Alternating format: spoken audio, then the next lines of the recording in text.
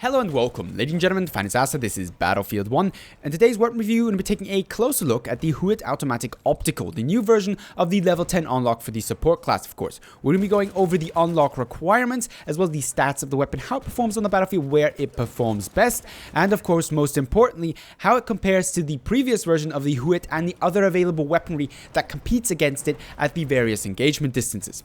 With that being said, let's start off then with the unlock requirements. Relatively easy, especially when comparing to some of the other level 10 unlocks that we've had in the recent patch. 300 kills with the Huot Automatic Low Weight. Now, depending on whether or not you like this gun, this is going to be enjoyable or a little bit of a grind. Nevertheless, it's not really too difficult, and within the time frame of an hour, 2 or 3, you should have managed to complete this challenge. The second part is actually quite funny. 25 kills with the Lumpy Charge. Not difficult to do whatsoever. As a matter of fact, for me, it's the default gadget I run on support, so this wasn't really a change up from the usual tactics. If you haven't used this ever before, try to use it most effectively actually against infantry. If you're going for the kills for the challenge, chuck it through a window, chuck it against a wall that you know an enemy is behind. It will disintegrate most of the building, as well as usually the enemy inside. With that being said, then let's move on to the stats of the Huot Automatic. It has a relatively normal damage model for support weapons, that is to say a maximum damage of 23 and a minimum damage of 15, giving it a 5-shot kill all the way out to 30 meters, and all the way up to 38 meters, that's then a 6-shot kill, from which point onwards, that's to say from 39 meters onwards, it's a 7-shot kill, which you will perform at all ranges. The fire rate is low, 475 rounds per minute. It's definitely an LMG geared towards long range engagement distances, and as such the fire rate is a little bit on the slow side. Muzzle velocity at 740 meters is perfectly fine. The magazine size at 26 may not be standard, but it's certainly not the smallest, and most definitely plentiful to take out 1 or 2 targets. Next up then, the reload times with a short reload of 2.85 seconds, long reload here at 4.25 seconds. This reload actually takes a little bit of time. It's admittedly not humongously long. However, given the magazine size and given the frequency at which you're going to be reloading this gun, this is one of the major annoyances. It's not really a disadvantage, but I, in my experience and my time using both of the versions of this weapon, always found the reload time to be quite a bit of a nuisance just to my general enjoyment. Recoil is on the very low side. 1.4 first shot recoil multiplier, 0.28 vertical, and 0.07 horizontal. That's actually even lower than the original Huot. That's to say, instead of 0.08 horizontal, you now have 0.07, so it's only a small difference. Nevertheless, it is a difference. Recoil is most definitely manageable, and the spread values are actually also very beneficial. Very low, that's to say, minimum spread on this weapon is 0.135. Obviously, the spread is only that accurate on your first shot, as well as soon as you've once more regained maximum spread. That should be happening on your 7th shot. We'll get into that a little bit later as well. Hipfire here is identical to the normal Huot variant at 2.75 when hipfiring, standing and moving simultaneously. With that out of the way then, a few other features that differentiate this gun from the normal Huot low weight variant available. First of all, no bipod here to take care of long range targets in a more efficient fashion. Furthermore, instead of iron sights, an optical sight. We'll get a little bit more into how that affects the gun later on. Other than that, and the other few stat differences that we've already talked about, that's pretty much all that differentiates these two weapon variants. Having then covered the stats of the weapon, the ideal engagement distance of it is relatively self-explanatory. Much like the normal version of the Huot low weight, or the M1909 Bennett Mercier, this is a long-range LMG, thought to give the support class the ability to take out targets at which normally automatic weapons can't really be very effective at. However, much like the normal version of the Huot, it doesn't do so very effectively. Actually, I would argue even less effectively than the normal Huot does. The main reason for this is the current weapon balance we have in Battlefield 1. In close quarters, the shotgun and SMGs rule supreme. No room here for an LMG that fires at 475 rounds per minute. Then at medium range, we have the various available medic rifles, the medic class being actually the most flexible class in Battlefield 1, with weaponry capable at doing damage at both long range, medium range, and close range. Most of the LMGs are also very good at medium range.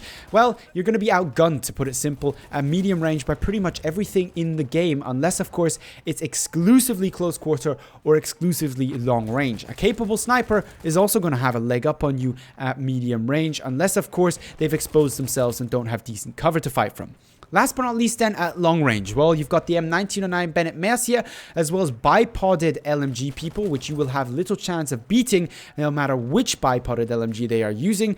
And of course, the infamous and extremely lethal snipers. Even at long range, your intended combat distance, you've not really got a leg up on the competition. To illustrate this, let's take a quick look at the available time to kills of some of our favorite medic weapons, designed for medium and long range.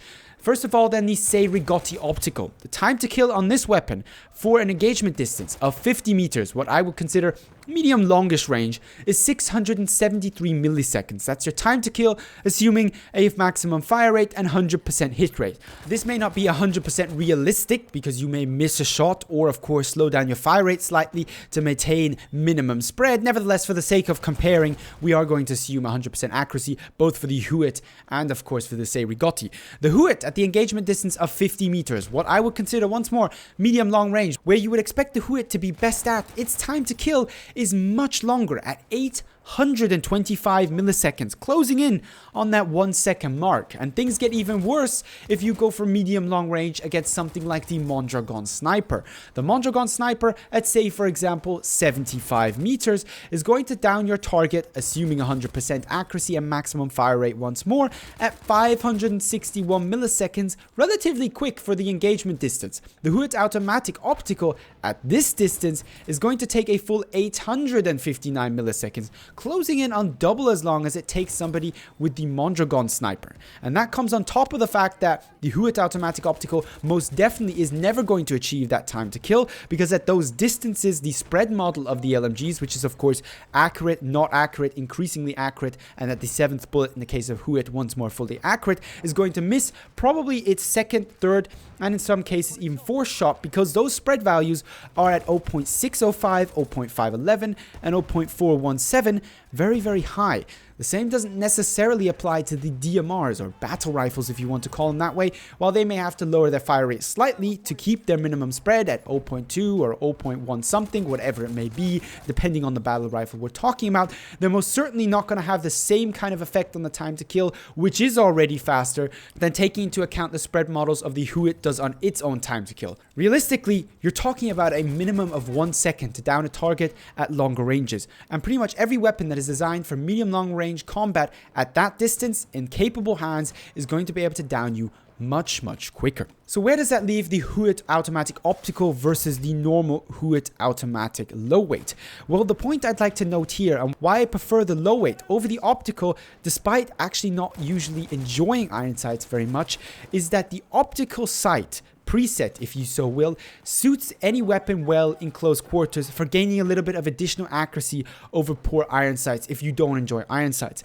At longer ranges, however, the same doesn't apply. The reason for this is that the optical sight, the little dot painted onto the glass at the front of your gun, seems to unnecessarily bob about when firing an automatic weapon.